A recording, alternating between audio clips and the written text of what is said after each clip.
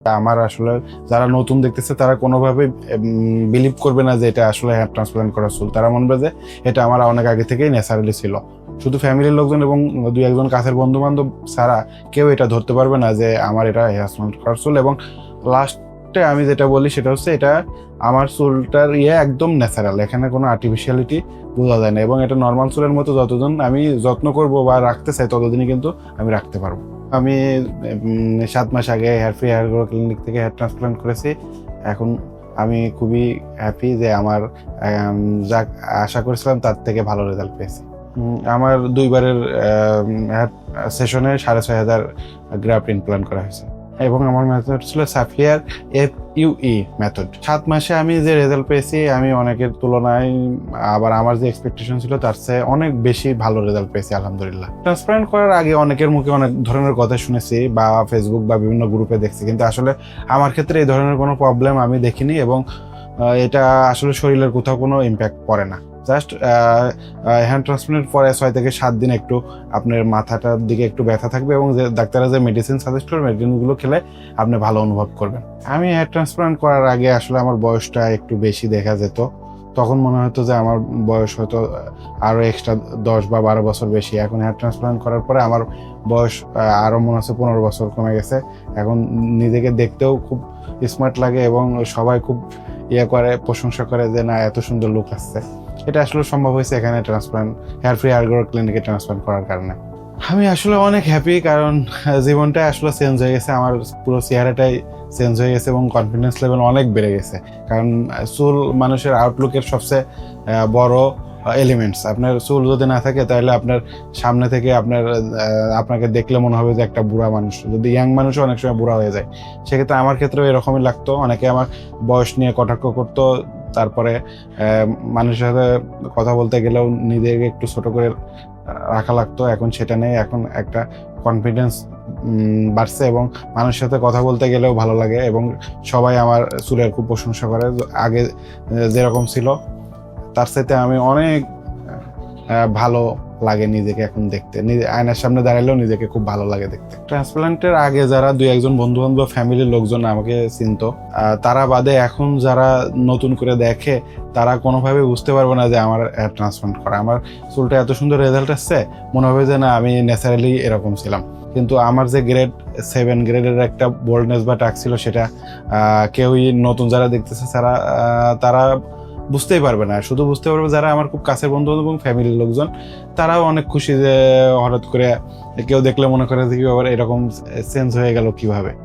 আসলে ওনাদের ক্লিনিকের একটা ভালো দিক হচ্ছে যে সবাই খুবই আন্তরিক এবং তাদের চেষ্টার কোনো ত্রুটি নাই এবং আপনার এত হেল্পফুল যে আপনার মানসিকভাবেও আপনি অনেক এগিয়ে থাকবেন। চুলের কারণে মূলত আমার বিয়েটা অনেক জায়গা থেকে আটকে গেছিলো। সেখান থেকে আমি চিন্তা ভাবনা করলাম যে আমার আসলে চুলটা হেয়ার ট্রান্সপ্লান্ট করা উচিত এবং হেয়ার ট্রান্সপ্লান্ট করার পরে আমি দেখতেছি যে আমার বিয়েটা মোটামুটি ঠিক হয়ে গেছে এবং বিয়েটা হয়ে যাওয়ার পরে সবাইকে ইনশাল্লাহ মিষ্টি খাওয়ানো হবে আর কি। যখন আমি হেয়ার ট্রান্সপ্লান্ট করতে চাই তখন ফ্যামিলির লোকজন বা কাছের বন্ধু বান্ধবের মধ্যে একটু সংশয় ছিল যে আসলে রেজাল্ট পাই কিনা বা মাথার কোনো দিকে কোনো ক্ষতি হয় কিনা। আসলে এই ধরনের কোনো আমার মধ্যে আসে নাই। প্রথম দিকে একটু টেনশন হতো। আমি অনেকদিন একটু সময় নিয়েছি, চিন্তা ভাবনা করছি যে আসলে আমি হেয়ার ট্রান্সপ্লান্টটা করতে চাই এবং লাস্ট অফ অল আমি রিস্ক নিয়েই জিনিসটা করেছি। কিন্তু এখন কোনো ধরনের কোনো পার্শ্ব প্রতিক্রিয়া নেই এবং আমি as a normal life lead করতেছি এবং চুল থাকার কারণে বরঞ্চ মনের মধ্যেও শান্তি থাকে এবং আমি ন্যাচারালি আমার কাছে খুব ভালো লাগে। এখানকার ডক্টর থেকে শুরু করে এখানে যারা সাপোর্টিং স্টাফ আছে সবার ব্যবহারই অনেক ভালো এবং তারা হেয়ার ট্রান্সপ্লান্টের পরেও আপনার সার্বক্ষণিক খোঁজখবর রাখে যে আপনার কোনো ধরনের প্রবলেম হচ্ছে কিনা এবং প্রতি মাসে একবার তারা আপনার ভিডিও কলের মাধ্যমে আপনার মাথার স্কাল্পটা এবং চুলের উন্নতি অবনতি সব কিছু অবজার্ভ করে এবং সেই অনুযায়ী সাজেস্ট করে। এবং আপনি হেয়ার ট্রান্সপ্লান্টের পরে এসেও কোনো ধরনের কোনো সমস্যা যদি আপনি ফিল করেন তাহলে এসেও দেখা করতে পারেন এবং সার্বক্ষণিক ফোনের মাধ্যমে তাদের কাছ থেকে সলিউশন নিতে পারবেন।